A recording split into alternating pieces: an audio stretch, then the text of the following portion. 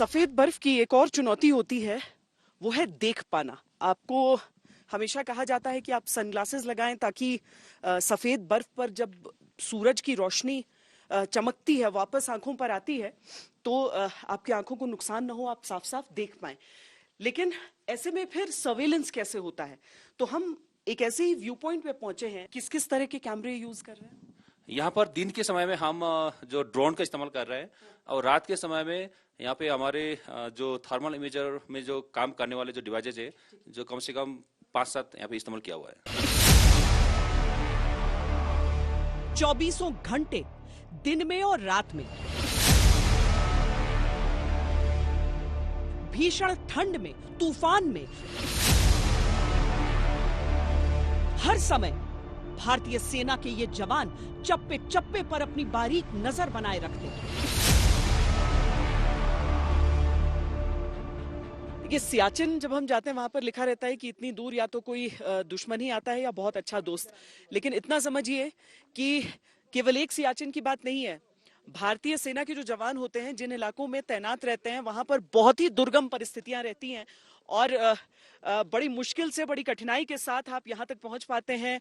बहुत खुशकिस्मती है मेरी, मैं ये मानूंगी कि मुझे यहाँ तक आने की इजाज़त मिली है और इन सबसे मिलने की इजाज़त मिली है। और साथ में देखिए, मिठाई, आलू बोंडा और तरह तरह की जो चीज़ें बनी हैं, आज सबके साथ हम शेयर कर पा रहे हैं। ये बहुत ही जल्दी ठंडा भी हो जाता है ये सब कुछ।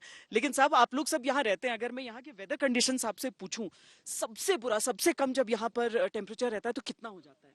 -20 हो जाता है। -20 के आसपास हो जाता है। और बर्फ के नीचे आप लोग रहते हैं, जो आपका अकोमोडेशन वगैरह सब सप्लाई अच्छा से किया हुआ है। हाँ। स्लीपिंग बैग, सब कुछ जो ECG क्लोथिंग है, हाँ, अच्छा दिया गया है। तो अब देखिए क्या होता है कि DRDO की तरफ से बहुत सारे डिहाइड्रेटेड ऐसी खाने की चीजें भी रहती हैं जो यहाँ पर पकाने के लिए इस्तेमाल होती हैं, वरना इन कंडीशंस में आपको ताजा सब्जियां नहीं मिल रही हैं। लेकिन वो ऐसी चीजें होती हैं, आप लोगों को सप्लाई से वो मिल जाती हैं, जो राशन रहता है यहाँ। MRI राशन हम लोग का अवेलेबल मिल जाता है। अवेलेबल रहता है। हाँ। और उसके बीच में आप लोग जब यहाँ पर ये पेट्रोलिंग वगैरह के लिए निकलते हैं, ये काम के लिए निकलते हैं, हवाएं भी बहुत तेज चलती हैं। हाँ, हवा बहुत तेज चलती है। हाँ। इतना हाई ऑल्टीट्यूड पे भी आप लोग हमेशा हैं? हाँ, हमेशा है मैम। हाई ऑल्टीट्यूड पे ही तैनात रहते हैं? तैनात रहते हैं, एकदम तैनात रहते हैं। चलिए, हम तो अपने इसको ठंडा होने से पहले हम इसे चखने जा रहे हैं, क्योंकि यहाँ पर एक्चुअली आप ये समझिए कि जैसे हमारे साथ और भी हमारे सैनिक हैं यहाँ पर मौजूद। एक कप चाय आपकी कप से लेकर आपकी जुबान तक गर्म रह जाए, ये अपने आप में एक बहुत बड़ी चीज हो जाती है। तो हम भी इसे थोड़ा सा यहाँ पर इनके साथ एंजॉय कर लेते हैं। तैनाती के हर क्षेत्र में अलग अलग बटालियन के जवान अपना दायित्व निभाते हैं। जहां हम मौजूद थे, वहां एक गोरखा बटालियन के जवान थे, जो राष्ट्रीय राइफल्स की एक ऐसी टुकड़ी जिसमें असम रेजिमेंट के सैनिक अपने रेजिमेंटल गीत के जरिए वो कड़कड़ाती ठंड के बीच देशभक्ति की गर्मजोशी पैदा कर रहे थे। बल्लूराम का बादन जमीन का नीचे है, तो हमने उसका रेशन मिलता है। साबस हालेलुया, साबस हालेलुया, साबस हालेलुया, तो हमने उसका रेशन मिलता है।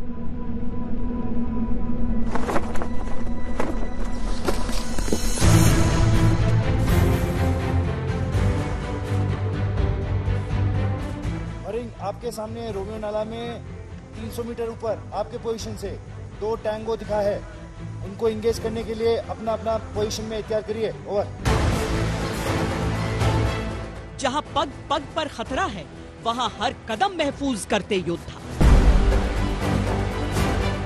जहां हर मोड़ पर दुश्मन की चालबाजी है, वहां हर मोर्चे को जीतते जवान।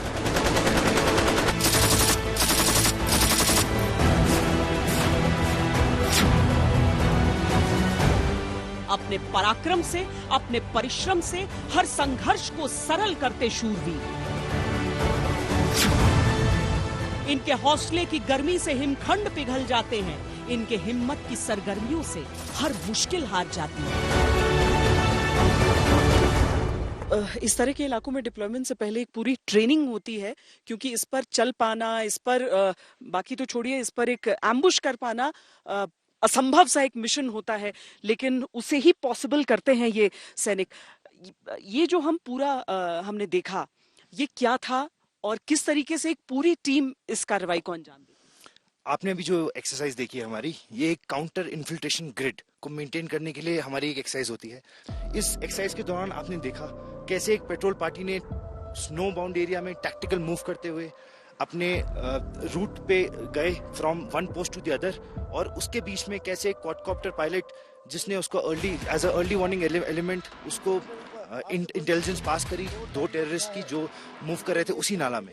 तो उस इंटेलिजेंस को प्राप्त करके जो पेट्रोल पार्टी कमांडर थे उन्होंने अपने पेट्रोल को साइड किया, अपने एक किलिंग ग्राउंड बनाया, और जब टेररिस्ट उस किलिंग ग्राउंड में पहुंचा तो उसको पूरी तरह बर्बाद किया। लास्ट जो कार्रवाई है वो कितनी ज्यादा जरूरी होती है, इवन जब हम टेररिस्ट को न्यूट्रलाइज कर देते हैं उसके बाद?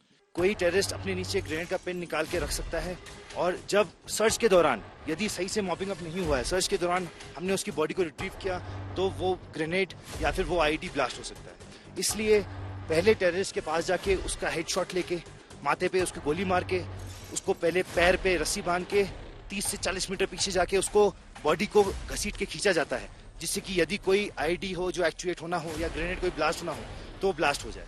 फिर जाके यदि टेररिस्ट अपने मुंह के बल या अपने पेट के बल लेटा हुआ है तो उसको पैर से सर की तरफ सर्च किया जाता है, और यदि कोई टेररिस्ट अपनी पीठ के बल और मुंह ऊपर हो तो उसको मुंह के तरफ से पैर की तरफ सर्च किया जाता है। अत्यधिक ठंड के साथ जब आम जनजीवन भी एक संघर्ष होता है,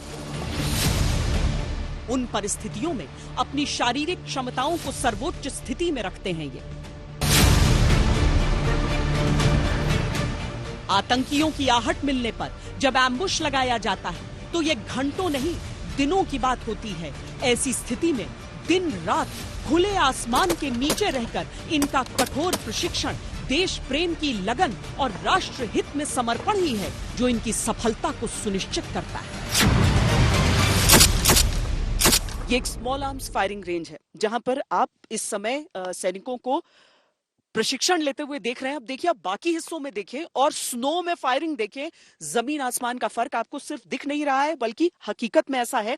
आप जहां पर कुछ भी देख पाना मुश्किल हो, वहां पर सटीक निशाना लगाना कितना मुश्किल होता होगा।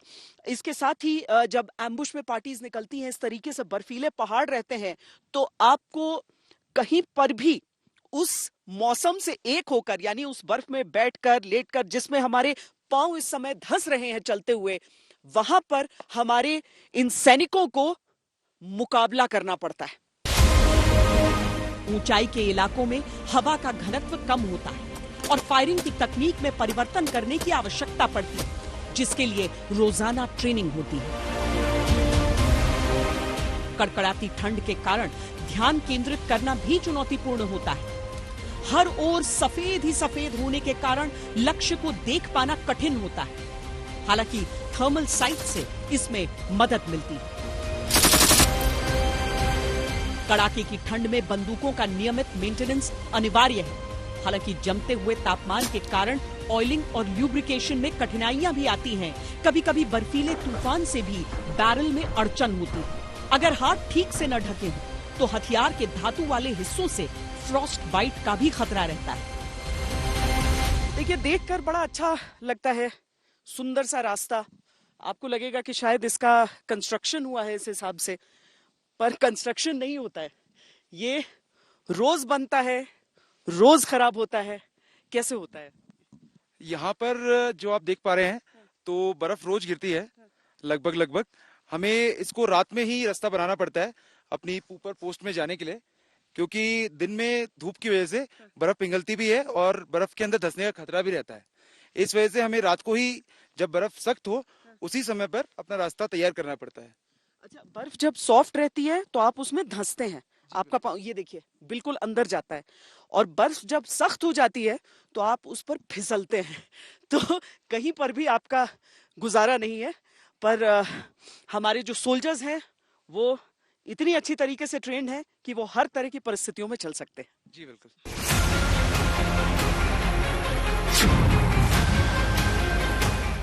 बर्फ में चल पाना भी आम मानव के लिए बोझिल हो सकता है, पर यह भारतीय सेना के महामानव हैं, जो अपनी परवाह किए बगैर केवल अपने दायित्व का निर्वाह करते हैं। दुश्मन कहीं ओट में छिपा या भागता फिर रहा हो, अपने सटीक निशाने से ये कर देते हैं उसका अंत।